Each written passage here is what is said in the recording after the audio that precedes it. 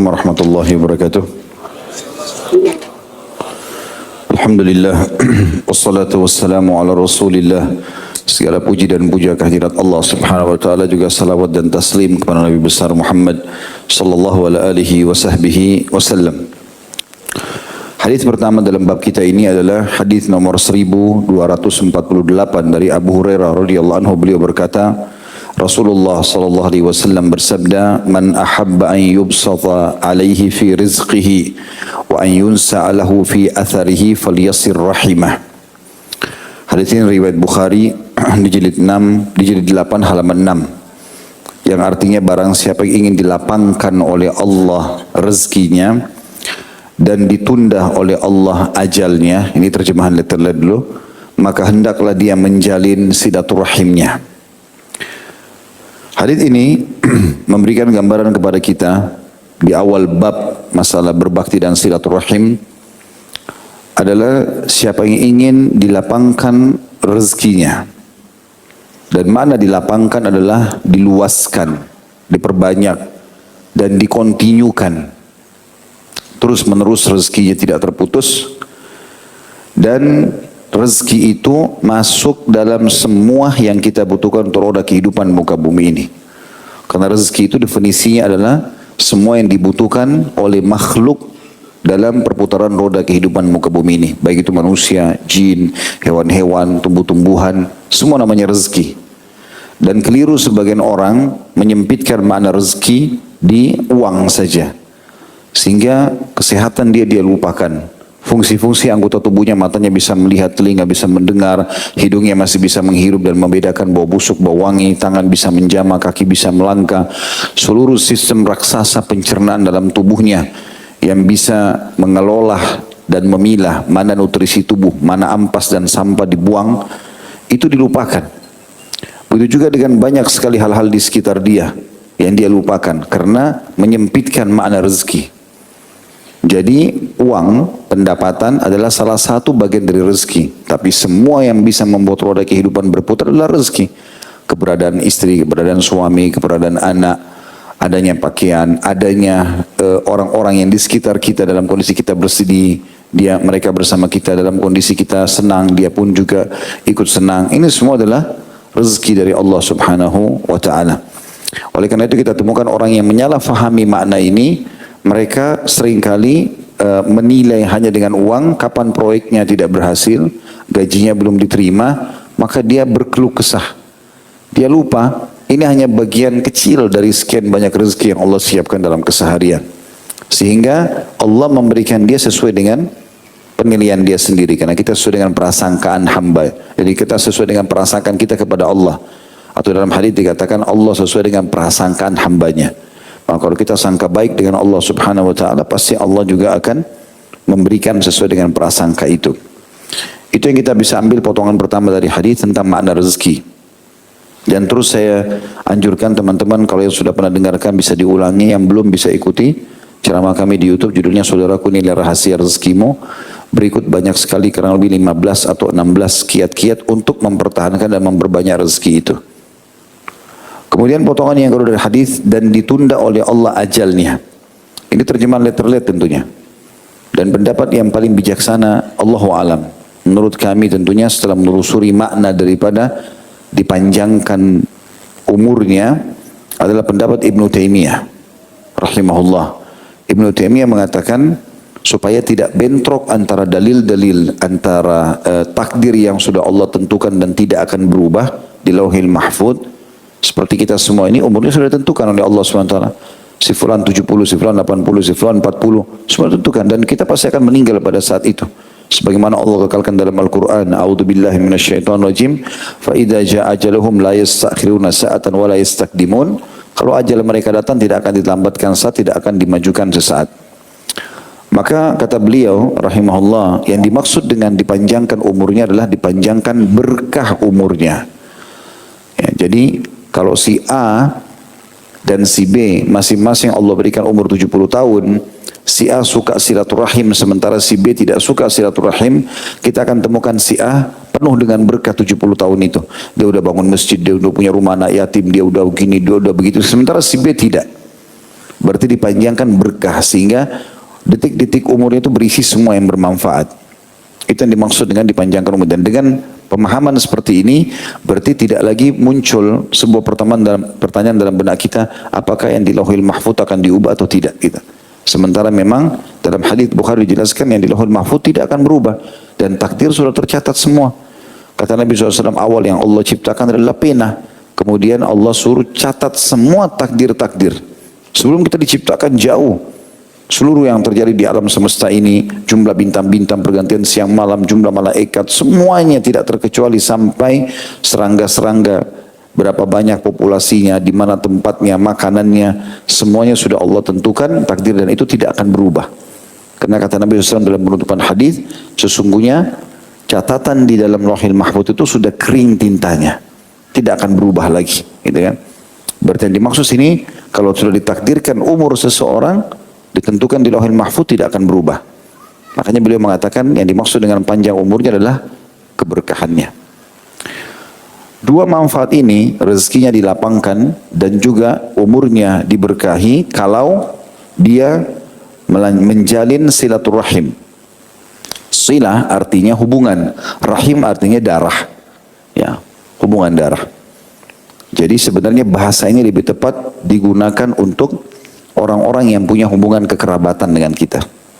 Kalau umumnya muslimin, kita mengatakan menjalin ukhuwah, menjalin persaudaraan dalam Islam, ukhuwah Islamiyah. Tapi kalau yang punya kekerabatan, rahim. Ya. Jadi sebaiknya kalau kita lagi datang ke rumah teman, tidak ada hubungan kekerabatan, kita mengatakan saya sedang menjalin ukhuwah atau saya sedang ziarah ke dia. Jangan bilang silaturahim, karena silaturahim untuk kerabat. Bahasa ini untuk kerabat, gitu kan? Karena kadang-kadang ada disebutkan dengan silaturahim akbar, bertemunya orang dalam pernah satu lembaga, satu instansi, satu kampung. Mungkin tidak ada hubungan kekerabatan di antara mereka. Ini juga sejalan dengan makna hadis Nabi SAW, telusurilah jalur nasab kalian, ketahui siapa nama ayah, nama kakek, nama nenek, berapa orang bersaudara, menikah dengan siapa saja anaknya. Mungkin antum satu majelis begini ternyata ada hubungan rahim. Tapi kita tidak pernah tahu siapa kakek kita, siapa berapa orang saudaranya, siapa orang tuanya gitu. Hampir rata-rata ikhwah yang saya temuin ya, saya sempat tanya, nama antum siapa? Fulan. Nama ayahnya fulan. Nama kakeknya? Ada yang tidak tahu nama kakeknya.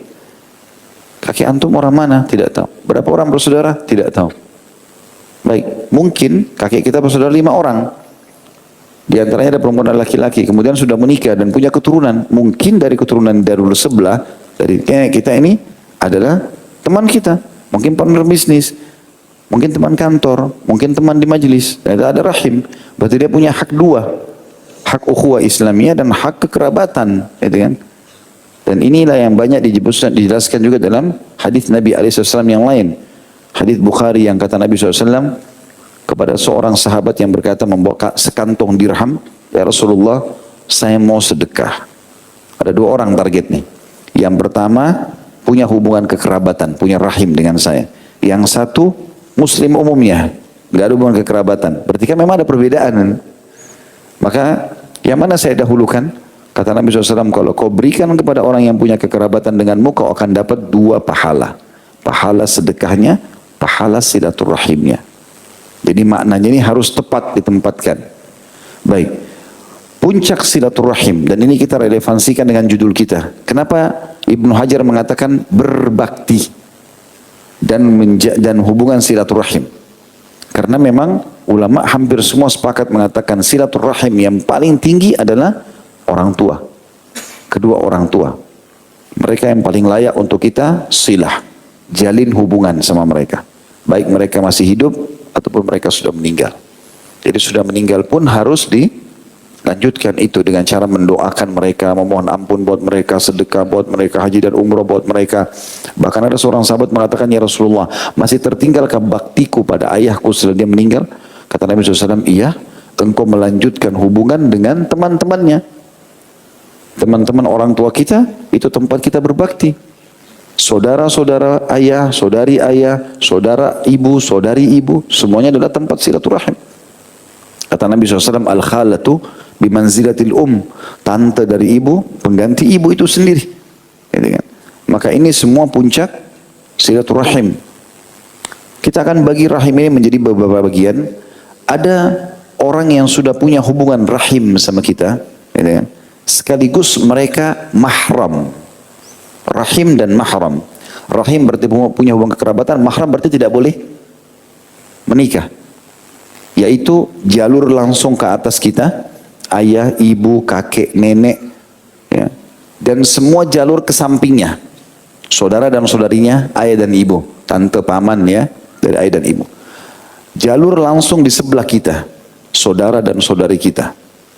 Jalur langsung ke bawah kita, anak, cucu, dan semua jalur dari ke bawah dari saudara kita, keponakan. Ini satu kotak ini rahim dan mahram. Mereka punya hubungan kekerabatan begitu kita lahir atau begitu mereka lahir, gitu kan.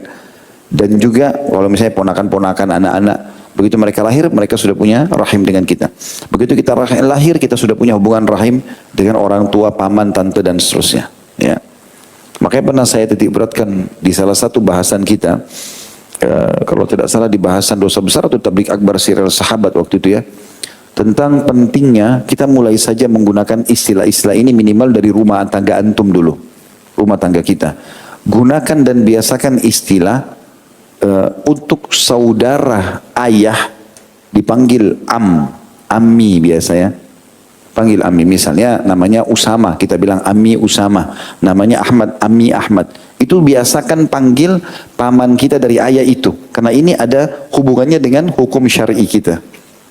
Kalau begitu ayah meninggal, pengganti utamanya adalah para ammi kita ini. Saudara kandungnya ayah. Ya. Karena di Indonesia saya lihat, saudara ayah sama saudara ibu, dua-dua dipanggil om. Ya enggak? Atau dua-dua dipanggil paman. Padahal ini ada dua istilah yang berbeda. Dan kedudukan secara syar'i juga berbeda pada saat berbakti setelah ayah meninggal. Saudara ayah, Kalau kita mau bilang paman, itu itu artinya paman. Tapi kalau kita mau bilang pamanku, orang Arab biasa mengatakan ammi ya. Ammi Ahmad, ammi Muhammad, ammi Yusuf, siapa saja dipanggil ammi. Kalau saudara dari ibu, laki-laki, paman dari ibu dipanggil khal. Ya, khal. Ini biasa dipanggil, perbedaan istilah karena memang beda kedudukan juga. Karena semua jalur paman ini, kalau ayah meninggal yang didahulukan adalah saudara ayah. Kemudian saudari ayah, tante dari ayah dipanggil ammah. Mirip tadi tapi ini ammah. Tapi kita kalau bilang tanteku dari ayah, ammati. Misal teman-teman di sini punya tante, ada Aisyah, ada Hafsah. Dari ayah kita bilang ammati Hafsah, ammati Khadijah, ammati ini gitu ya. Kita gunakan istilah ini sebelumnya. Ya mungkin kalau di keluarga kita masih asing, kita coba terapkan. Karena ini istilah berbeda dengan tante dari ibu. Kalau dari ibu, khalah. Biasa orang bilang khalati. Misal dari jalur ibu kita ada namanya siapa ya? Maimunah misalnya, dan seterusnya kita mengatakan khalati Maimunah misalnya. Nah ini beda. Kalau ibu kita meninggal, maka jalur yang paling layak kita bakti pertama adalah khalati. Tante dari ibu. Tante dari ayah nomor 2. Jadi dari orang tua kita ini nomor 1 ayah dan ibu. Kemudian setelah itu paman dari ayah dan tante dari ibu. Berbeda istilah. Ini ammi, ini khalati. Baru kemudian datang paman dari ayah dan tante dari ayah dan paman dari ibu. Jelas enggak ini? Allahu alam. Melongo-melongo. Anggap faham. Gitu. Jadi istilah ini perlu digunakan karena ini ada hubungan rahim, ya. Dan istilah ini paman dan tante dalam bahasa Arab itu tidak ditarik ke pasangannya paman. Ya. Istri paman dan suami tante itu bukan mahram. Bukan mahram. Mereka masuk dalam kategori rahim, orang yang punya kekerabatan kena menikah dengan paman dan tante kita, tapi mereka bukan mahram. Nah di Indonesia kena dipukul rata, ini om saya. Kalau kita telusuri siapa? Ternyata suami tantenya. Dan dia perempuan, ini nggak boleh salaman. Karena kalau pisah dengan tantenya, boleh nikah sama si ponakan perempuan ini. Begitu juga dengan istri paman kalau kita ya. Biasa kita panggil tante sampai salaman segala macam. Padahal sebenarnya tidak boleh. Hukumnya bukan mahram mereka. Jadi ada rahim punya hubungan mahram. Ya, ayah dan ibu dan kakek, nenek ke atas jalurnya, semua ke sampingnya mereka, semua ke samping kita, saudara dan saudari, dan ini juga masuk saudara seayah seibu, saudara seayah, saudara seibu. Kalau saudara seayah seibu kita sudah tahu, sekandung biasa kita bilang ya. Kalau saudara seayah, misal laki-laki poligami, punya 2 orang istri, punya anak dari masing-masing istri. Maka anak ini dinamakan anak saudara seayah. Karena satu sumber ayah tapi beda ibu. Atau saudara seibu, misal janda punya anak, meninggal suaminya, dia nikah lagi sama laki-laki yang lain. Suami kedua juga Allah SWT karunia anak dari dia. Maka dia punya anak 2 sekarang dari suami pertama yang meninggal dengan suami sekarang. Maka anak ini sama-sama saudara, tapi saudara seibu. Karena satu rahim tapi beda ayah. Nah semua sama, ini mahram. Dan semua jalur ke bawah saudara kita ponakan, dan semua jalur kita ke bawah anak cucu mahram. Rahim dan mahram. Ini yang paling pertama harus kita jaga silaturahim dengan mereka. Kemudian yang kedua adalah rahim yang tidak punya hubungan, rahim yang punya hubungan mahram, tetapi ada sebabnya. Sebenarnya dia bisa masuk dalam golongan pertama, tapi untuk menjelaskan saja. Rahim juga jadi mahram, tapi ada sebab. Sebabnya adalah pernikahan. Itu adalah mertua dan anak mantu. Mertua sama anak mantu. Ini adalah punya hubungan rahim dan punya hubungan mahram sama kelompok pertama, tapi ada sebab dulu. Menikah dulu kita. Kalau saya menikah sama istri saya, maka ibu dia menjadi mahram saya. Sebabnya adalah pernikahan itu. Ayah saya jadi mahram buat istri saya karena sebab pernikahan itu. Dan ini jadi rahim dan mahram karena mereka mahram abadi. Walaupun naudzubillah seseorang suami cerai sama istrinya, maka tetap saja orang tua mantan pasangannya mahram abadi. Jadi ini rahim juga, mahram juga, tapi harus ada sebabnya, pernikahan. Kalau tadi yang pertama nggak ada sebab, pokoknya kita lahir ini sudah mahram kamu, tidak boleh dinikahi dan harus ada hak rahim. Yang ketiga, masuk dalam masalah ini juga yang ada sebab adalah yang kedua, selain pernikahan, susuan. Jadi kalau kita punya anak, lalu disusui oleh anak tetangga, ibu tetangga, ya. Dan itu sampai kenyang, bisa 3 atau sampai 5 kali. Pendapat yang kuat adalah 5 kali menyusui kenyang. Maka berarti ibu itu menjadi mahramnya anak kita. Ya. Kalau anak kita disusui oleh ibu tersebut, atau anggap saya disusui oleh ibu tetangga, dan ibu tetangga itu punya 3 anak perempuan. Saya disusui sampai kenyang 5 kali pada saat saya bayi. Maka ibu itu menjadi mahram saya, ibu susuan. Dan semua anaknya menjadi mahram saya juga. Dan kata Nabi SAW, berlaku pada susuan apa yang berlaku pada rahim. Berlaku semua. Berarti saya tidak boleh nikah sama mereka, dan mereka punya hak rahim, silaturahim. Ini poin yang kedua tentang rahim, ya, dan mahram, tapi ada sebab, pernikahan dan susuan. Yang ketiga adalah orang yang punya hubungan rahim tetapi bukan mahram. Mereka tidak boleh salaman sama kita, perempuan tidak boleh buka hijab, itu adalah ipar, ya, kemudian pasangan paman dan tante, ya.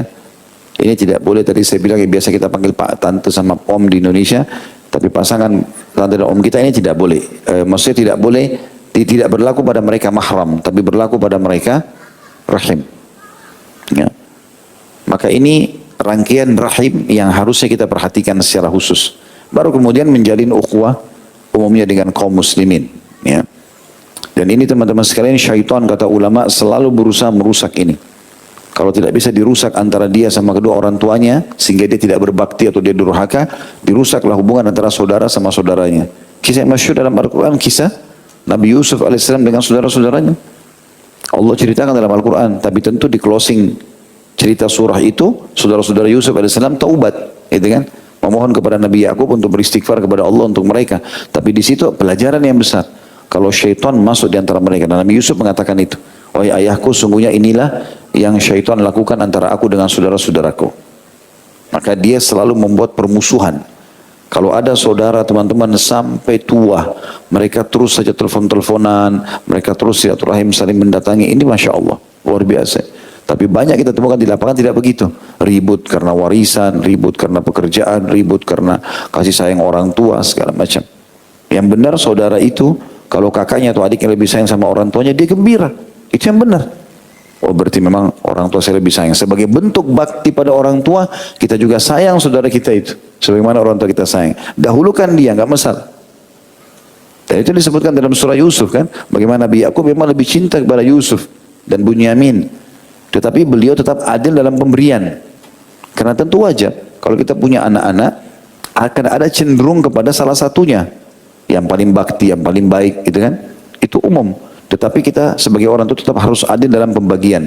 Sebagaimana kasus Nu'man, sebagaimana kasus Bashir radhiyallahu anhu pada saat membawa Nu'man, anaknya yang sangat bakti dengan dia ke hadapan Nabi SAW lalu mengatakan, ya Rasulullah, saya ingin anda jadi saksi untuk saya berikan harta khusus buat Nu'man. Nabi SAW tahu kalau Bashir ini punya anak banyak. Maka Nabi SAW tanya, apa kau berikan semua anakmu sama? Dia bilang tidak ya Rasulullah. Karena ini anak lebih bakti gitu. Kata Nabi SAW, saya tidak mau jadi saksi. Dan Nabi tanya kembali, kau mau enggak anak-anakmu bakti sama kau sama semua? Dia bilang, tentu ya Rasulullah. Kata Nabi SAW, adillah dalam pemberian. Pemberian ya, tapi kecenderungan sulit. Ya. Makanya Nabi Yakub AS cenderung dengan Yusuf. Ya, begitu juga dengan orang poligami, dia lebih cenderung dengan salah satu istrinya. Seperti Nabi SAW cenderung dengan Aisyah. Pada saat ditanya siapa yang orang paling cintai, maka beliau mengatakan Aisyah. Walaupun semuanya adil dalam pemberian. Dalam pemberian nafkah harus wajib sama, tetapi di sini ada kecenderungan, gitu kan? Seperti itulah. Kemudian selanjutnya hadis 1249 dari Jubair bin Mut'im radhiyallahu anhu, beliau berkata, Rasulullah SAW bersabda, la yadkhulul jannata qati', yakni qati' ar-rahim. Tidak akan masuk surga orang yang memutus, dalam kurung perawi, yaitu Sufyan bin Uyainah rahimahullah berkata, maksudnya adalah orang yang memutus hubungan silaturahim. Hadis ini riwayat Bukhari jilid 8 halaman 6, Imam Muslim jilid 4 halaman 1981. Karena di sini sama dengan tadi, tentunya kalau tadi keutamaan dapat rezeki yang luas, diberkahi umurnya. Itu kalau orang yang melanjutkan. Kalau orang yang memutus, nggak mau tahu saudaranya, nggak mau tahu pamannya, nggak mau tahu orang tuanya, nggak mau tahu yang tadi punya hubungan rahim dengan dia, mungkin karena jenjang ekonominya dia lebih tinggi, sosialnya, pendidikannya, dia merasa dia lebih berhak ya, untuk dihormati dan segala macam, maka berarti dia diancam tidak akan masuk surga. Tidak akan masuk surga. Dan subhanallah, menjadi sunnatullah teman-teman sekalian, di dalam keluarga itu ada saja orang yang mampu sekali, ada juga orang yang tidak. Coba antum lihat kerabat antum. Ada saja orang yang sukses, ada yang enggak. Ada orang yang sakit, ada orang yang sehat. Semua ini tujuannya untuk menghidupkan silaturahim itu. Yang sakit dijenguk, yang susah dibantu, gitu kan. Dan ini semua, yang tua dihormati, yang kecil disayangi. Itu semua tujuannya agar silaturahim itu hidup. Ya. Dan ini ancamannya berat, karena tidak akan masuk surga. Kalau dia meninggal tidak sempat silaturahim ini ya, memberikan hak-hak mereka. Hadis selanjutnya 1250 dari Al-Mughirah bin Syu'bah radhiyallahu anhu, bahwasanya Rasulullah sallallahu alaihi wasallam bersabda, innallaha harrama alaikum uquqal ummahat wa wa'dal banat wa man'an wa hat wa kariha lakum qila wa qal wa kathratus su'al wa idha'atal mal. Hadis ini riwayat Bukhari di jilid 8 halaman 4, Muslim jilid 3 halaman 1341, yang terjemahannya, kata Nabi SAW, sesungguhnya Allah telah mengharamkan atas kalian perbuatan durhaka kepada para ibu, mengubur anak perempuan hidup-hidup, dan mencegah sesuatu yang diperintahkan untuk dinafkahkan, dan meminta sesuatu yang dia tidak berhak mengambilnya. Dan dia Allah sangat tidak menyukai dari kalian perkataan konon dan katanya. Kemudian juga tidak suka banyak meminta-minta dan menyia-nyiakan harta. Hadis ini mengandung banyak sekali pesan Nabi alaihissalatu wassalam. Tapi saksi bahasan kita di potongan pertamanya. Saya tadi bilang puncak silaturahim adalah kedua orang tua. Ya. Makanya dikatakan sungguhnya Allah mengharamkan atas kalian perbuatan durhaka kepada para ibu. Durhaka masuk dalamnya perkataan tidak mau, nanti saja. Ini semua tidak ada bagi orang tua. Di kamus antum hapus itu. Apapun mereka minta, iya. Selama bukan haram. Itu yang menyebabkan kenapa Aisyah radhiyallahu anha memuji Utsman bin Affan di sini dengan Talha bin Ubaidillah tentang masalah baktinya dengan ke ibunya atau orang tuanya. Sampai apapun yang orang tua Utsman bin Affan itu kalau orang tuanya ngomong dia nggak lihat mukanya, tunduk, menghormati dan mendengar semuanya. Talha bin Ubaidillah kalau dia masuk ke rumah ibunya ngomong, dia iyakan saja semua walaupun dia belum mengerti. Sampai pada saat dia keluar dia tanya saudaranya, tadi yang ibu mau itu bukan yang ini atau apa tadi yang dia mau? Setelah jelaskan baru dia penuhi. Ini bentuk baktinya gitu. Bagaimana dia bakti dengan ibunya. Ini disayangkan sekali teman-teman. Banyak orang di antara kita, mereka sudah pindah di Jakarta, sudah punya pekerjaan, sudah punya kendaraan, lupa sama orang tua. Ini haram dalam Islam. Telepon pun tidak mau. Kalau orang tuanya telepon karena rindu sama dia, buru-buru. Sudah ibu, saya ada kerjaan. Sudah ya ayah. Tapi kalau temannya telepon gosip, 1 jam pun oke. Buang-buang waktu di kafe duduk, tidak ada masalah. Omong kosong. Tapi kalau orang tuanya ditinggalkan. Saya juga pernah ingatkan itu. Pada saat antum mudik, lebaran, pulang ke kampung, orang tua sudah lama menanti kita. Dia banggakan kita sebagai anaknya kerja di Jakarta, kerja di ibu kota, apalah segala macam. Kita nggak tahu orang tua itu kadang-kadang kelebihan sedikit saja sudah luar biasa bagi dia. Diceritain sana sini gitu. Maka pada saat kita ketemu dia juga ingin duduk sama kita. Maka kesempatan bakti sama orang tua bukan kembali ke teman-teman. Teman-teman itu selingan. Ini baru 15 menit salaman sama orang tua, selesai makan sedikit lalu pergi. Dari pagi sampai malam baru pulang ke rumah. Makanan ibunya yang masak kesukaannya tidak dimakan, ayahnya mungkin mau sholat sama-sama, mungkin mereka mau dengar cerita apa. Duduk sama orang tua, luangin waktu. Itu pintu surga. Sebagian salaf rahimahumullah, itu kalau satu orang tuanya meninggal nangis sambil mengatakan sungguh pintu surga satu sudah tutup untukku. Sisa setengah yang tersisa. Di sini bertakwa kepada Allah yang orang tuanya masih hidup. Telepon akhi dan ukhti. Tiap hari jadwalkan itu. Pakai stopwatch, 1 menit saja. Apakah Assalamualaikum warahmatullahi wabarakatuh. Ayah baik, ibu baik. Apa yang bisa saya bantu? Doakan saya. Tiap hari. Dengan itu insya Allah, Allah mudahkan urusan. Saya pernah jelaskan dalam bab bakti orang tua itu. Ada seorang salafus salih masuk di kancah jihad. Sebelum dia pergi dia bilang sama ibunya, ibu doakan saya supaya menang.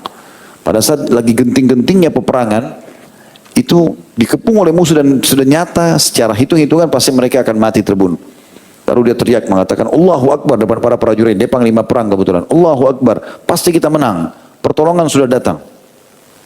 Prajuritnya belum bisa terlalu engah menangkap apa yang dia maksudkan. Berperang sampai betul menang. Padahal secara hitung-hitungan pasti kalah udah. Setelah menang, kata prajurit-prajuritnya, apa tadi yang anda maksudkan pertolongan Allah sudah datang? Anda lihat malaikat kah? Ada sesuatu yang terjadi. Dia mengatakan, saya meninggalkan ibu yang sudah tua dan saya titip pesan agar ibu itu mendoakan saya setiap saat agar diberikan kemenangan. Dan saya yakin dia sedang mendoakan saya. Doa mereka itu senjata yang luar biasa. Membuat kita bisa bahagia, tentram. Jangan pernah sia-siakan itu. Sudah mati saja harus bakti apalagi masih hidup. Itu kalau orang tua sudah tua dimasukkan panti jompo, dibiarin di sana dibiayai. Sampai meninggal pun cuma via telepon. Ini ibumu sudah mati ya, sudah berapa biayanya saya transfer. Gak ada sama sekali. Mereka bakti sama orang tuanya itu jarang sekali. Ya, kita orang Islam disuruh jaga untuk itu. Sampai pernah ada seorang guru kami, saya masih ingat beliau cerita, seingat saya itu mudah-mudahan tidak salah. Ini sudah cukup lama waktu masih kuliah dulu. Dia bilang saya pernah lewat sama istri saya, ada satu ibu tua mau menyeberang jalan. Dan tidak ada yang berhenti. Sampai saya sama istri saya lewat, kemudian istri saya pun memapah tangannya, ibu tua itu, nenek tua itu, lalu saya di sebelah istri saya, lalu kami menahan mobil, kemudian kami jalan. Setelah kami tiba di pinggir jalan, ibu itu menangis sambil mengatakan, siapa kalian ini? Sungguh baik kalian. Saya sudah bertahun-tahun seperti ini. Setiap hari kalau mau nyebrang ini untuk pergi ke pasar belanja, saya harus tunggu sampai berjam-jam di sini. Tidak ada mobil yang mau berhenti. Gak ada yang kasih jalan gitu. Maka dia bilang, kami orang Muslim dari Jazirah Arab datang dan ini kami diperintahkan dalam agama. Kata syekhnya apa? Saya sangat yakin kalau seandainya nenek ini dulu masih muda, masih gadis, lewat mungkin semua mobil mampir, memberikan jalan. Tapi karena sudah nenek enggak. Tapi kita dalam Islam tidak seperti itu. Kita selalu menghormati orang-orang yang sudah tua. Dan sekian banyak dalil tentang masalah bakti sama orang tua tentunya. Kemudian yang kedua, larangan Nabi SAW mengubur anak perempuan hidup-hidup. Ini adalah tradisi orang Arab jahiliyah Mekah dulu.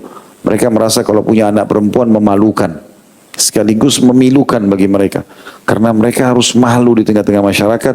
Dan dia anggap tidak bisa menjadi kesatria, nggak bisa menjadi kepala suku, gitu kan. Kerjanya di rumah, hamil, punya anak, urus rumah.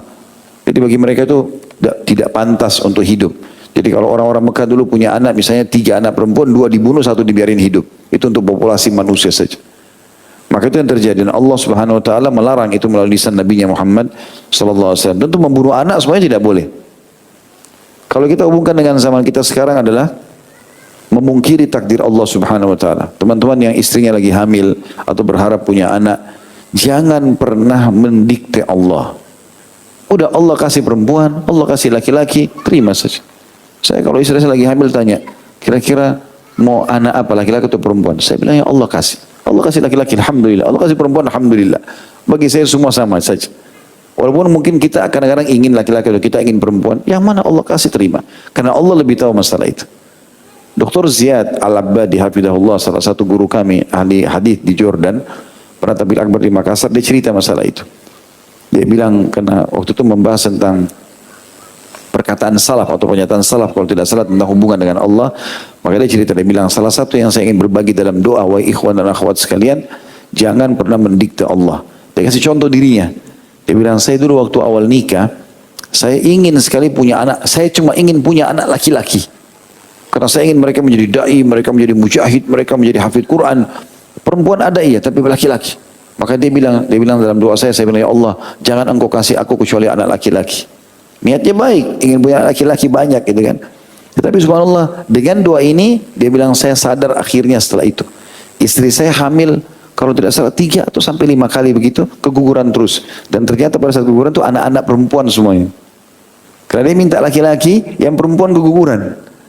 Dia bilang sampai akhirnya saya datangi guru Syekh Albani, guru beliau langsung, dan menanyakan Syekh doakan saya. Kejadiannya seperti ini. Kata Syekhnya, semoga Allah kasih kau anak yang soleh. Laki-laki itu perempuan, itu kuasa Allah. Dia bilang semenjak itu saya terima takdir Allah. Sekarang kalau saya tidak salah anak beliau 5 atau 7. Antara laki-laki dan perempuan. Jadi kita jangan mendikte Allah Subhanahu Wa Taala. Semua pasti ada baiknya. Anak perempuan ada baiknya, laki-laki ada baiknya. Tetapi dalam anak-anak perempuan ini, kata Nabi SAW, itu ada ekstra pahala sebenarnya pada anak perempuan itu. Karena kata Nabi SAW, siapa yang dikaruniai anak perempuan lalu dia didik dengan baik, ya, sampai menikah, dia serahkan kepada suaminya, maka dijamin baginya surga. Karena anak perempuan tugasnya, kita tugasnya menjaga dia hanya sampai menikah. Setelah itu kita serahkan kepada suaminya. Saya nikahkan kamu sama anak saya Fulan bin Fulan, Fulan bin Fulan, dia saya serahkan kepada kamu loh ini, makannya, minumnya, tempat tinggalnya, keamanannya, pendidikannya, kau yang ambil alih nih. Laki-laki itu mengatakan saya terima, baik silahkan. Kita orang tuanya menjadi nomor 2 sekarang. Tapi kalau anak laki-laki beda, dia akan terus berbakti dengan kita gitu kan. Maka perempuan lebih banyak pahalanya dari sisi itu, karena ada batas waktu saja. Laki-laki kesempatan bakti sama orang tuanya sangat terbuka. Dan ini berarti masuk dalamnya masalah di saat sekarang ini aborsi ya, menggugurkan kandungan. Itu tidak boleh. Ya, sampai ulama membahasakan anak zina pun nggak boleh diaborsi. Anak hasil zina pun nggak boleh diaborsi. Karena itu tidak ada dosanya anak itu. Dosanya apa? Tidak ada dosa dia tidak salah apa-apa. Ya. Nah, makanya orang tuanya harus hati-hati, tidak boleh dia melakukan perzinahan itu. Bagi yang ketiga, mencegah sesuatu yang diperintahkan. Yang dimaksud di sini adalah mencegah sesuatu yang diperintahkan untuk dinafkahkan. Dalam arti kata, sesuatu yang sudah diperintahkan Allah SWT mengeluarkan seperti zakat, sedekah, kita tidak boleh menahan orang. Ya. Para akhwat kita, para istri muslimah yang mengharapkan surga, jangan pernah memasuk di pintu ini. Kalau suami mau sedekah, bantu, dukung dia. Jangan malah terbalik, kita menahan masalah itu. Gak usah dibantu itu. Bahkan ada banyak wanita yang membuat suaminya durhaka sama ibunya. Pada saat ibunya butuh sesuatu, lalu dia bilang sama istrinya, saya mau bantu ibu saya. Gak usah, kan baru bulan lalu bantu. Akhirnya gak jadi bakti sama orang tuanya gara-gara istrinya. Ini keliru. Ini banyak terjadi. Ini gak benar. Tugas antum sebagai laki-laki pemimpin harus punya prinsip dalam rumah tangga. Berikan istri haknya, selebihnya tidak ada campur tangan dia dalam masalah harta itu.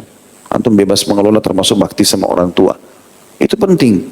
Kalau antum terima gaji 10 juta kasih semua istri, biar celana dalam minta sama istri, ini butuh dicambuk ini. Ada pernah ikhwah begitu telepon, kenapa enggak antum enggak telepon? Habis pulsa Ustaz. Anak baru minta sama istri yang dibeliin pulsa.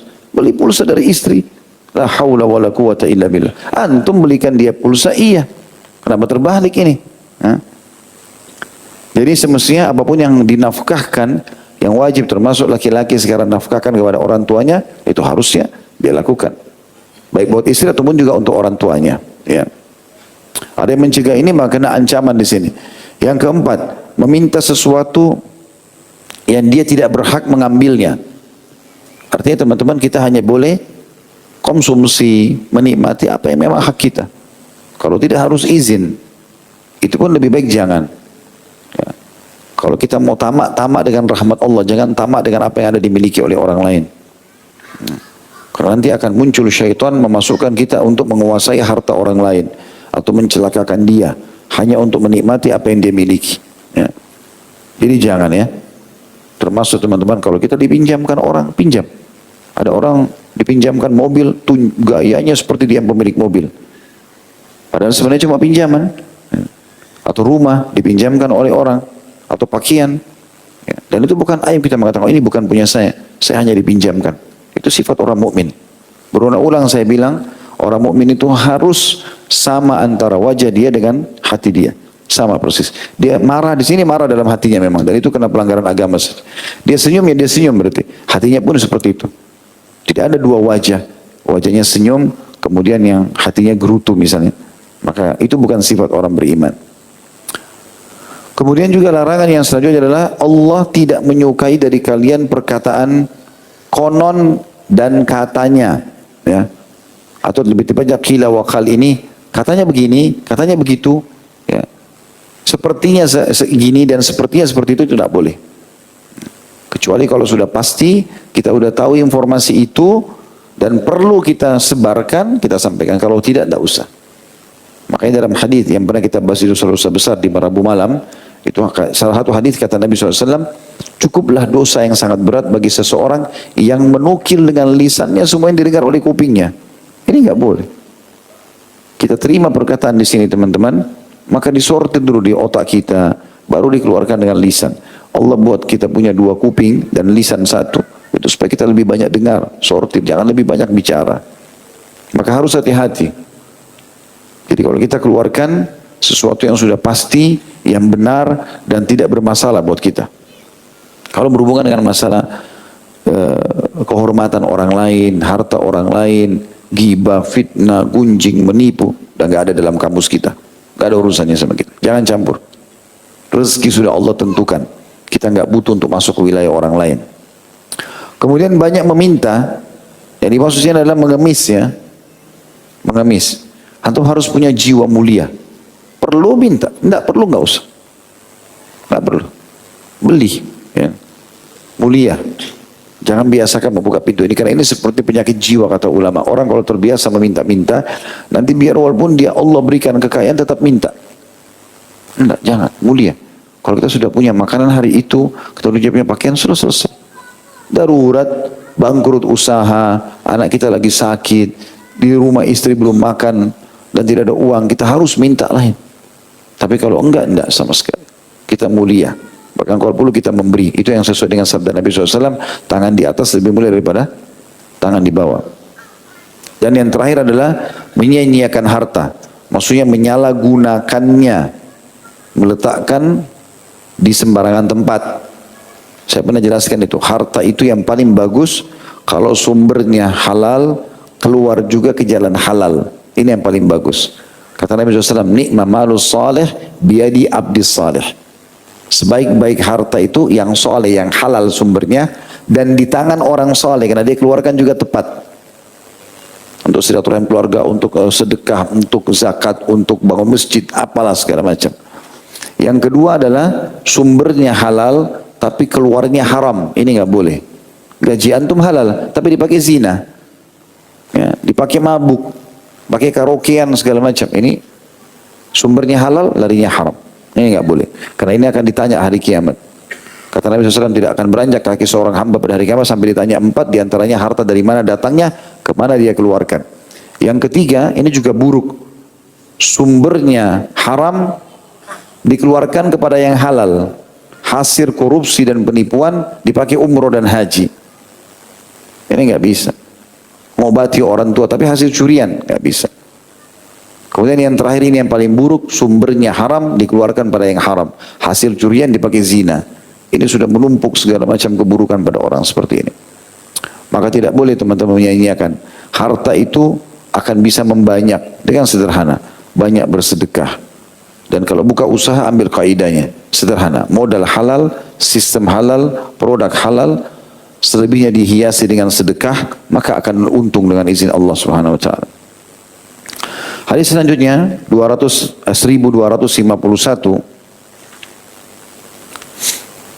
Kata Nabi SAW, atau dari Abdullah bin Amr bin As radhiyallahu anhuma, dari Nabi SAW beliau bersabda, ridallahi fi ridal walidaini wa sakhatullahi fi sakhatil walidain. Keridhaan Allah berada pada kedua atau kepada keridhaan kedua orang tua, dan kemurkaan Allah berada pada kemurkaan kedua orang tua. Hadis riwayat Tirmidzi, Ibnu Hibban dan juga Al-Hakim.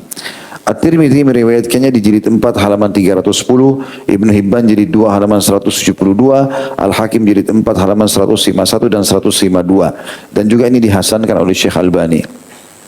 Makna ridho di sini ya, adalah sesuatu yang memuaskan. Kalau dari Allah berarti Allah akan berikan kepuasan kepada kita, ya, dipenuhi semua kebutuhan. Kalau manusia berarti membuat dia ridho, artinya sudah tidak bisa lagi menilai kebaikan kita. Kalau orang tua, selalu kebutuhannya semua kita penuhi, selalu kita baik sama dia, sampai dia udah nggak tahu lagi harus bilang apa. Maka keridhaan orang tua ini kalau sampai pada puncak mereka ridho, mereka sampai selalu mendoakan kita, mereka selalu gembira kalau kita telepon, mereka selalu kehilangan kalau kita lagi safar, maka ini berarti kita sudah mengundang ridhonya Allah Subhanahu Wa Taala. Ini puncak silaturahim tadi yang saya bilang. Jadi bakti sama orang tua, ya. Yang masih hidup orang tuanya perbanyak bakti sama mereka, silaturahim dengan mereka, sedekah buat mereka, penuhi kebutuhannya walaupun orang kaya ya. Walaupun orang kaya. Antum kaya, orang tua antum kaya. Antum mau gembirakan, belikan mobil baru. Sedekah buat orang tua. Gak ada masalah. Tidak harus orang miskin baru dibantu. Karena banyak orang begitu. Dianggap orang tuanya lebih kaya dari dia nggak pernah kasih hadiah apa-apa. Tidak. Berikan pakaian, berikan kendaraan, berikan apa saja yang dia suka gitu ya. Dan kalau perlu bahasakan kepada orang tua, izinkan saya untuk berbakti. Saya bahasakan itu kepada ayah saya. Kadang-kadang kalau saya telepon, abah ada pesan apa? Nggak ada apa-apa, nggak usah. Izinkan saya untuk bisa berbakti. Apa yang saya bisa lakukan? Beli apa kek? Makanan. Kadang-kadang beliau fikir baru mengatakan, belikan yang ini. Ya, belikan yang ini. Baik, saya belikan. Jadi kita cari kesempatan itu. Ya. Dan kemurkaan Allah ada pada kemurkaan kedua orang tua, murka. Sakhat itu murka. Marah. Yang membuat orang tua akhirnya merasa kecewa. Ya. Ini banyak sekali terjadi dari anak-anak yang mungkin orang tuanya berharap dia masuk ke jurusan tertentu kuliah, atau berharap dia menikah sama fulan atau fulana, yang berharap dia tinggal dekat dengan rumah orang tuanya, lalu kemudian semua diabaikan. Bisa membuat orang tuanya kecewa. Kalau kita betul-betul mau meninggalkan apa yang orang tua kita titahkan, maka minta keridhoannya. Jangan pindah rumah sampai kita bisa membuat dia ridho. Jangan kita pindah ke jurusan lain kuliah sampai kita sudah menjelaskan, membuat mereka bisa terima gitu loh. Dan memberikan janji-janji positif ya. Karena memang kita ini bagian daripada orang tua kita. Makanya dalam hukum qisas atau kriminal, bab kriminal, itu orang tua kalau membunuh anak maka tidak boleh dibunuh. Tidak ada qisas bagi mereka. Karena kita ini bagian daripada orang tua kita. Walaupun itu ada dosa ya. Walaupun itu dosa yang dilakukan. Selanjutnya 1252 dari Anas radhiyallahu anhu dari Nabi SAW beliau bersabda, walladzi nafsi biyadihi la yu'minu 'abdun hatta yuhibbu li jarihi aw li akhihi ma yuhibbu li nafsi. Demi zat yang jiwaku berada di tangannya, tidaklah seseorang hamba beriman sehingga dia mencintai untuk tetangganya atau untuk saudaranya satu kebaikan yang dia cintai untuk dirinya sendiri. Hadis ini riwayat Bukhari jadi 1 halaman 10, Muslim jadi 1 halaman 68. Dan lafaz ini adalah milik Imam Muslim. Hadis ini tentunya yang berhubungan dengan masalah silaturahim adalah potongan kalimat awli akhihi, atau untuk saudaranya. Dan puncaknya adalah saudara seayah, seibu, atau seayah saja, atau seibu saja, atau saudara susuan. Ini semua puncaknya. Nabi SAW mengatakan tidak akan beriman sampai kita mencintai buat mereka apa yang kita cintai buat diri kita sendiri. Makanan apa yang kita lagi suka, ingat langsung kerabat, ayah, ibu, kirimkan kepada mereka. Kalau beli makanan kirim beberapa paket, ada rezeki, sedekah, berikan makan kepada kerabat-kerabat ini. Biasakan kita mengirim kepada mereka. Dan kalau ngirim ini teman-teman jangan setengah-setengah. Allah akan ganti itu. Banyak ayatnya.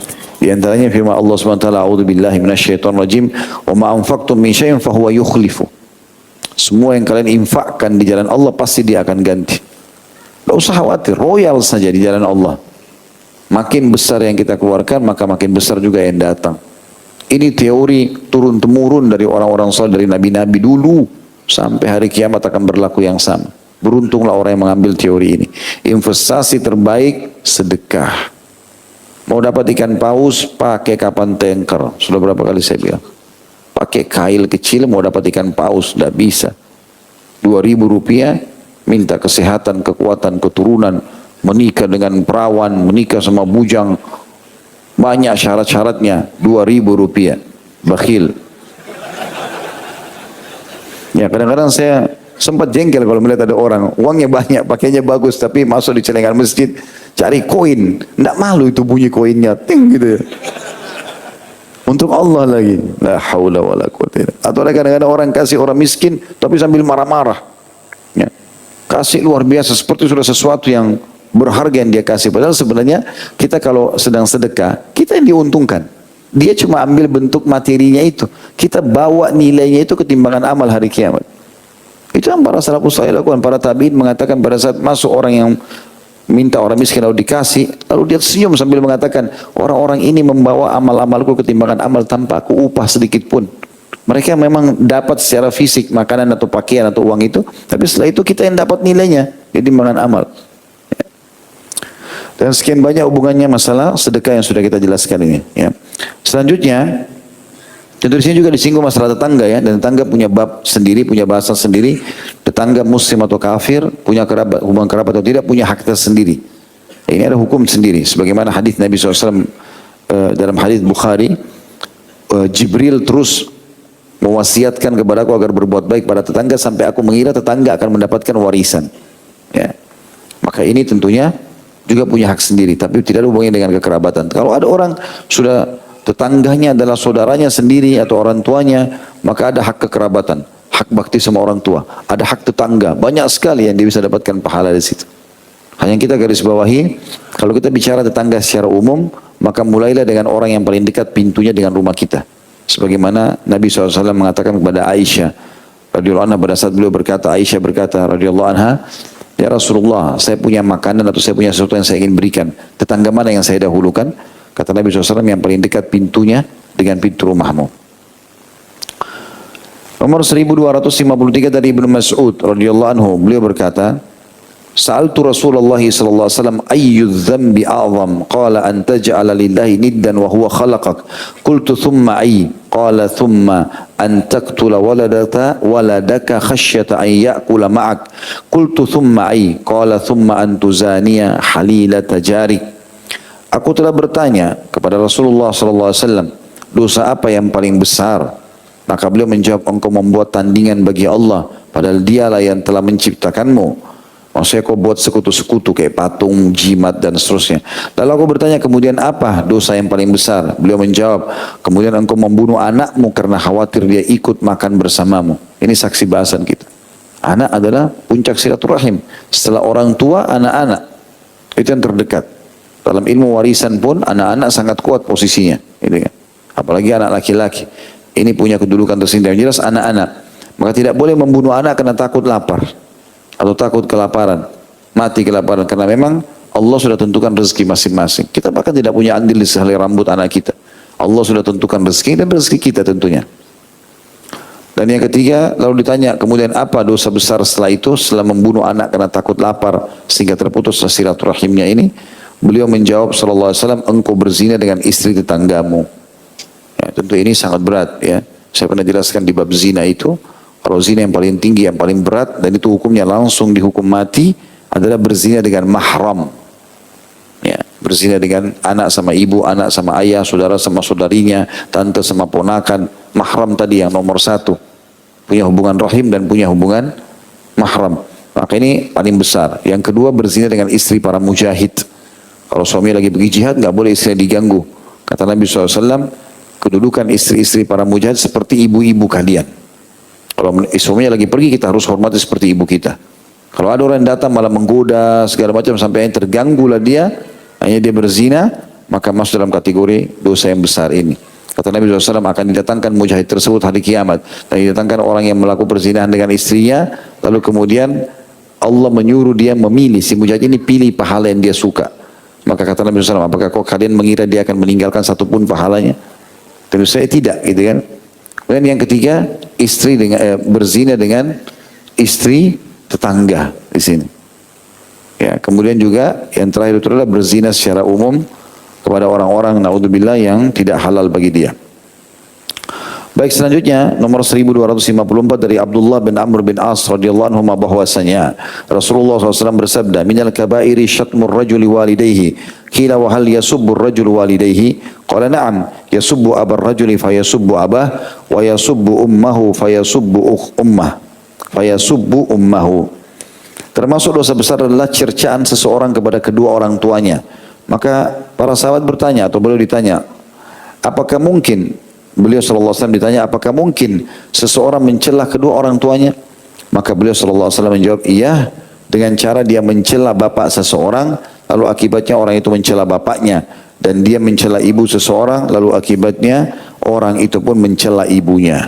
Hadis ini riwayat Bukhari, jilid 8 halaman 3, Imam Muslim jilid 1 halaman 92. Dan hadis ini menjelaskan kepada kita tentang masalah kalau termasuk durhaka dengan orang tua adalah apapun yang menjadi penyebab orang tua kita dihina. Ya, di sini termasuk antum harus menjaga nama baik antum. Nah, dengan menjaga nama baik kita, maka berarti orang tua kita jadi harum namanya. Tapi kalau dengan kita naudzubillah korupsi, mencuri, menipu atau apa saja, maka rusaklah nama kita, rusak juga nama orang tua. Jadi nama orang tua perlu dijaga, itu termasuk bentuk bakti. Di sini yang dimaksud adalah orang durhaka sama orang tuanya kalau dia membuat nama orang tuanya rusak atau dicaci maki. Salah satu contohnya adalah dia mencaci maki orang tuanya, orang yang sedang diajak bertengkar, memang ibumu itu, memang ayahmu itu begini dan begitu. Akhirnya orang itu pun mencela orang tuanya dia. Maka di sini dia durhaka pada orang tuanya, dan ini juga termasuk mencoreng silaturahim yang merupakan tadi puncaknya bakti dengan kedua orang tua. Hadis 1255 dari Abu Ayyub Al-Ansari radhiyallahu anhu bahwasanya Rasulullah SAW bersabda, la yahillu li muslimin an yahjura akhahu fawqa thalathi layalin yaltaqiyani fayuridu hada wa yuridu hada wa khairuhum alladhi yabda'u bis salam. Tidak halal bagi seorang muslim memutus hubungan dengan saudaranya lebih dari 3 malam. Keduanya berjumpa lalu yang ini berpaling dan yang itu berpaling. Dan yang terbaik dari keduanya adalah yang memulai memberi salam. Hadis riwayat Bukhari nomor jilid 8 halaman 26, Muslim jilid 4 halaman 1984. Hadis ini adalah mengingatkan kepada kita tentang pentingnya seorang muslim kalaupun dia sangat jengkel dan marah, maka maksimal dia tidak ngomong sama saudaranya atau kerabatnya lebih dari 3 hari. Dan insya Allah hari Rabu malam nanti, biidznillah, besok malam, kita akan bahas khusus poin masalah ini. Dosa besar ke-128 tentang memutus hubungan dengan kekerabatan atau teman lebih dari 3 hari. Itu Syekh Muhammad memasukkan dalam kategori dosa besar. Akan kita bahas insya Allah besok malam itu. Hadis selanjutnya, di sini maksudnya tentu memutus silaturahim jadi otomatis masuk dalam bab kita. Hadis selanjutnya 1256 dari Jabir radhiyallahu anhu, beliau berkata, Rasulullah SAW bersabda, kullu ma'rufin sadaqah. Setiap kebajikan itu dihitung sedekah. Hadis riwayat Bukhari ini hadis Bukhari jadi 8 halaman 13. Ya. Yang dimaksud sini setiap kebajikan adalah kebaikan apapun yang kau lakukan, termasuk silaturahim dengan kerabat, senyum dengan mereka, menjenguk mereka sakit, membantu mereka, menasihati mereka, mendukung kebaikan, melarang dari kemungkaran, semua adalah kebaikan. Bahkan dihitung seperti pahala sedekah. Ini yang sudah ma'ruf hadisnya, artinya semuanya yang kita kerjakan dari kebaikan dinilai pahala oleh Allah Subhanahu wa taala.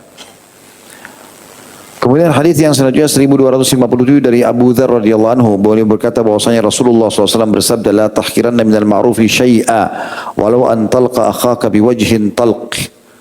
Janganlah sekali-kali kamu meremehkan sedikit pun dari kebaikan, sekalipun hanya berupa amal. Kamu berjumpa dengan saudaramu dengan wajah berseri-seri. Hadis ini riwayat Muslim jilid 4 halaman 2026. Itu dengan kerabat, ya, secara khusus. Kalau ada yang mengatakan, Ustaz ada kerabat saya tapi dia malah putus silaturahim, justru antum melanjutkan dengan dia. Sebab Nabi SAW mengatakan silaturahim yang sebenarnya adalah yang paling besar pahalanya justru kau melanjutkan hubungan dengan orang yang memutusmu. Dia tidak senyum, nggak ada masalah. Dia tetap saja senyum. Dia tidak ucapkan salam, kita yang ucapkan salam. Dia tidak mau jenguk, kita sakit, dia sakit, kita jenguk. Ini teman-teman bukan hanya dengan orang yang punya kekerabatan. Orang muslim pun secara umum, bahkan yang sudah sampai pada tingkat menjadi musuh kita pun, itu tetap kita usahakan tetap menjaga hati kita. Ibnu Taimiyah rahimahullah dalam sebuah kisah dikatakan, beliau pernah dimusuhi oleh satu orang. Sepanjang hidupnya, orang ini cuma tahu cari kesalahannya Ibnu Taimiyah. Maka pada saat dia meninggal orang itu, muridnya, kata Ibnu Qayyim rahimahullah, murid Ibnu Taimiyah, mengatakan ada murid-murid Ibnu Taimiyah datang. Saya ada di situ, kata Ibnu Qayyim.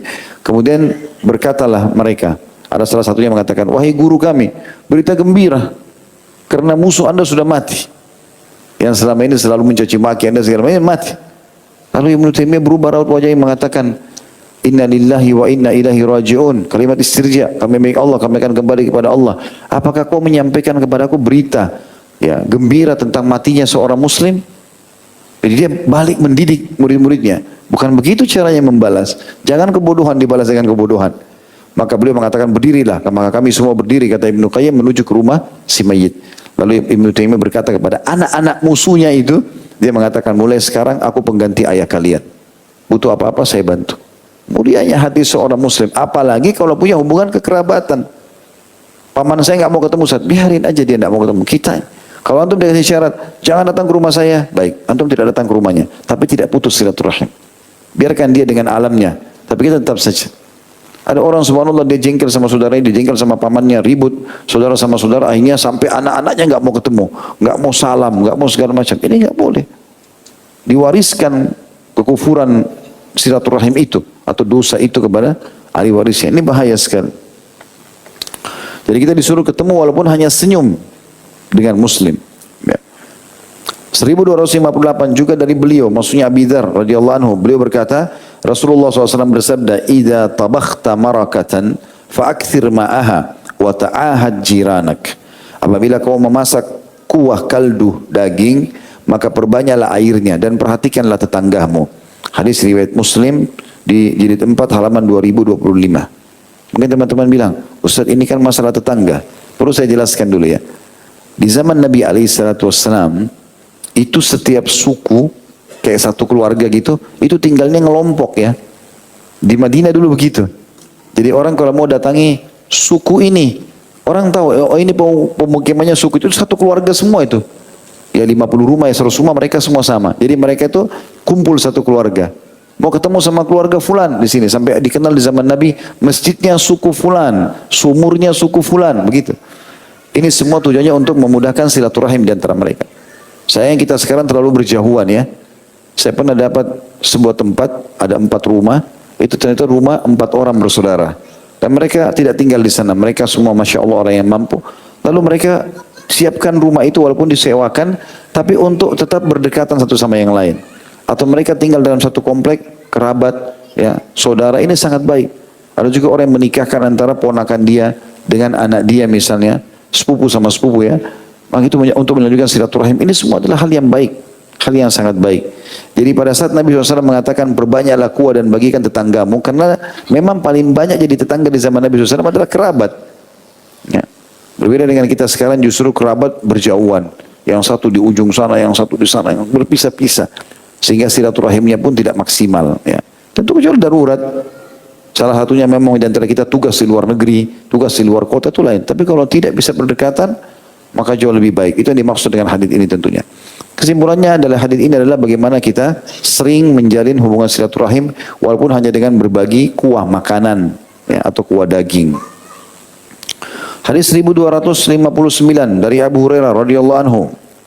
Beliau berkata, Rasulullah SAW bersabda, "Man naffasa an mu'minin kurbatan min kurabid dunya, naffasallahu anhu kurbatan min kurabi yaumil qiyamah. Wa man yassara ala mu'sir, yassarallahu alaihi fid dunya wal akhirah. Wa man satara musliman, satarahu Allahu fid dunya wal akhirah. Wallahu fi auni al-'abdi ma kana al-'abdu fi auni akhihi." Hadis riwayat Muslim, ini di jilid 4 halaman 2074. Artinya, Barang siapa membebaskan dari seorang mukmin satu kesempitan dari kesempitan dunia, niscaya Allah akan membebaskan darinya suatu kesempitan dari kesempitan hari kiamat nanti. Jadi misalnya kerabat kita atau teman kita, tetangga kita terlilit utang, kita lunasi, dia butuh apalah menikah, kita bantu, dia butuh nasihat, kita nasihati, dia butuh apa saja selama itu halal, kita berikan. Siapa yang keluarkan seseorang muslim dari kesempitan dunia, maka Allah selamatkan juga kita dari kesempitan akhirat.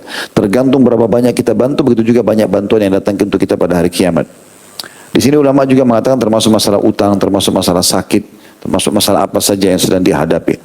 Kemudian potongan hadisnya selanjutnya, dan barang siapa yang memberikan kemudahan kepada orang yang kesulitan, niscaya Allah akan memberikan kemudahan kepadanya di dunia dan di akhirat, memudahkan urusannya, memudahkan pekerjaannya, ya. Dan ini saya subhanallah baru pertama kali saya ketemu ada orang seperti itu, ya. Ada seorang saudara kita, salah satu orang yang memiliki jabatan di pemerintah ini, saya tidak usah sebutkan namanya, tapi saya masya Allah kagum melihat perbuatan itu. Dan saya belum pernah temukan itu, ya. Baru pertama kali setelah kenal beliau. Jadi pada saat saya tablik akbar dan beliau termasuk pendukung dalam acara itu dan yang mengundang, itu rupanya banyak ikhwah-ikhwah kita dan akhwat kita yang datang jualan di situ, tempat tablik akbar di salah satu kota, tepatnya di Makassar lah, ya. Kemudian kalau ada ikhwah dan akhwat kita yang datang situ dagang, jual di tablik akbar itu, dia datang, dia keliling. Dia tanya, berapa banyak ini celana? Sekian. Berapa harganya? Sekian. Dibeli semua sama dia. Makanan semua dibeli. Dibagi-bagi. Jadi mereka yang datang dagang itu bisa fokus ikut taklim. Dibeli semua barang sama dia. Bahkan dia bilang sama staf-stafnya, kalau ambil makanan, ambil dari muslim-muslim ini. Jangan lagi beli dari yang lainnya. Supaya kita bantu mereka justru yang belum ada ekonominya. Jadi pedulinya terhadap sesama muslim itu luar biasa, gitu. Memudahkan urusan orang, gitu. Mungkin tidak semua pedagang berpikir begitu dia bawa 100 lembar celana misalnya atau baju langsung laku semuanya. Ini dibeli dan tanpa tawar. Berapa harganya dibayar untuk memberikan bantuan kepada seorang muslim. Ini yang dimaksudkan, barang siapa yang memberikan kemudahan kepada orang yang kesulitan, niscaya Allah akan memberikan kemudahan kepadanya di dunia dan di akhirat. Dan yang ketiga, barang siapa yang menutupi keburukan seorang muslim, aibnya, maka niscaya Allah akan menutupi keburukannya di dunia dan di akhirat juga. Dan Allah akan selalu menolong seorang hamba selama hamba tersebut selalu menolong saudaranya. Ya, pada hal-hal yang tentu boleh, ya. Kalau hal-hal yang maksiat tidak boleh kita membantu tentunya. Jadi di sini teman-teman, kalau kita tahu tentang aib seorang muslim, tugas kita nasihati dia, terus tutupi. Ya, saya pernah buat tablik akbar itu judulnya tasattur, tabayun dan tasattur. Tabayun cross check dan tasattur tutupi. Kalau ada sesuatu yang kita dengar tidak baik tentang saudara kita, tabayun dulu. Datang kepada cross check. Sampai kepada saya berita begini, benar gak? Kalau benar harusnya begini-begini. Kalau salah begini-begini. Misalnya, ya. Setelah itu tasattur, tutupi. Kembali kepada hadis Nabi SAW, man satara musliman fid dunya satarahullahu yaumal qiyamah. Siapa yang menutupi aib seorang muslim di dunia, maka Allah akan tutupi aibnya pada hari kiamat. Jadi jangan malah diekspos. Ya.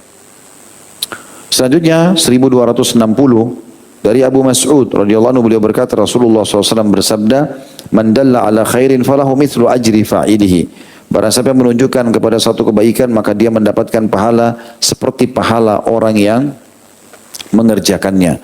Diriwayatkan oleh Imam Muslim di 3 halaman 1506. Tentu pernah saya jelaskan hadis ini sebab disebutkannya, ya. Pada saat Nabi SAW lihat ada beberapa muslim dari padang pasir, dari salah satu suku Arab padang pasir, mereka miskin sekali. Dan kelihatan dari wajah mereka tuh warna merah kehitam-hitaman, badannya kecil, karena memang kurus, karena memang mereka sangat susah. Pakaiannya pun di badan hanya satu lembar yang diikat di leher. Kalau ada angin tersingkaplah aurat mereka. Maka Nabi SAW memotivasi sahabat untuk sedekah. Ayo sedekah, sedekah memperbanyak harta, meredam murkanya Allah, dimotivasi di masjid. Maka sambil orang-orang ini dari jauh jalan menuju ke masjid, Nabi sudah tahu ini butuh bantuan. Sebelum tiba Nabi sudah motivasi mereka. Sementara para sahabat termotivasi dengan penyampaian Nabi SAW, rupanya ada satu orang cerdas nih. Dia berdiri, langsung dia keluarin semua hartanya yang dia punya, dia taruh di depan Nabi SAW. Ya Rasulullah, saya memberikan seperti yang ada, minta ini. Ini yang saya mampu. Tiba-tiba tuh lihat itu, orang semua satu masjid datang ngeroyok, pada sumbang semuanya. Maka Nabi SAW mengatakan, siapa yang menunjukkan pada kebaikan, dia akan menjadi penyebabnya, atau dia penyebabnya, maka dia akan dapat pahala orang yang mengikutinya. tanpa dikurangi sedikit pun dari pahala orang yang mengikutinya. Jadi kalau antum memulai menghidupkan silaturahim ini, ya, tadi diantaranya menghidupkan panggilan-panggilan syar'i tadi ya, ammi, khal, ya, paman dari ayah, paman dari ibu, kemudian ammati dan khalati, tante dari ayah dan dari ibu, sehingga kita bisa mengetahui ya posisi mereka masing-masing dan silaturahim dengan mereka. Lalu kemudian menjadilah sebuah pola itu dan dijadikan sebagai contoh, maka kita akan panen pahala. Nah, ini kesempatan. Mungkin mereka tidak biasa silaturahim, kita yang silaturahim. Mungkin mereka tidak biasa salam, kita salam. Mungkin mereka terbiasa tidak bicara agama, tapi pada saat kumpul kerabat kita yang memulai pembicaraan agama. Maka akhirnya jadi hiduplah suasana itu dalam kebaikan, maka kita panen pahalanya. Yang terakhir dalam bab kita adalah hadis 1261. Dari Ibnu Umar radhiyallahu anhu, dari Nabi sallallahu alaihi wasallam beliau bersabda, "Man ista'adzakum billahi fa'idu, wa man sa'alakum billahi fa'atu, wa man ata ilaikum ma'rufan fakafi'u, fa in lam tajidu fad'u lahu." Hadis riwayat Al-Baihaqi di jilid 4 halaman 199. Tentu juga hadis ini diriwayatkan oleh Ahmad, Abu Dawud dan An-Nasai, tapi tidak disebutkan nomor dan halamannya di sini, atau nomor halaman dan juga jilidnya. Artinya, kata Nabi SAW, barang siapa yang meminta perlindungan kepada kalian dengan nama Allah, maka lindungilah dia. Demi Allah lindungi saya misalnya. Dan kita tahu dia dalam keadaan terzalimi, maka kita harus lindungi dia. Semampu kita tentunya. Tapi tidak boleh tidak masuk dalam masalah ini kalau kita lindungi orang-orang yang berbuat maksiat, ya, pembunuh dan yang selainnya. Dan barang siapa yang meminta kepada kalian dengan nama Allah, maka berilah dia. Demi Allah bantulah saya. Misalnya, demi Allah saya begini dan begitu. Sudah atas nama Allah sudah. Kita pernah pelajari itu dalam dosa-dosa besar. Yang kata Nabi SAW, siapa yang bersumpah atas nama Allah depan kalian, terimalah. Karena dia sudah melibatkan Allah. Ini berbahaya. Kalau sama kita masih bisa negosiasi. Kalau sama Allah ini, Allah bisa ambil alih dia, maka itu sudah sangat berat bagi dia kalau memang Allah mau hukum. Ya. Dan barang siapa yang datang kepada kalian dengan membawa suatu kebaikan, baik itu nasihat, benda, materi, apa saja diberikan kepada kita, maka balas tadi dengan balasan yang setimpal. Diantarkan piring, ada makanan dari tetangga, kembalikan piringnya berisi sesuatu, walaupun makanan lebih sederhana. Jangan cuma tahu diberi, tidak mau memberi. Itu dari tetangga, diantar lagi. Pulangin aja kosong, tidak apa-apa. Besok terima lagi. Bakhil. Nah. Penyakit jiwa. Dan jika kalian tidak mendapatkan sesuatu untuk membalasnya, maka minimal doakanlah untuknya. Riwayat lain, doakan sampai kalian merasa sudah membalasnya. Seperti itulah. Allahu a'lam.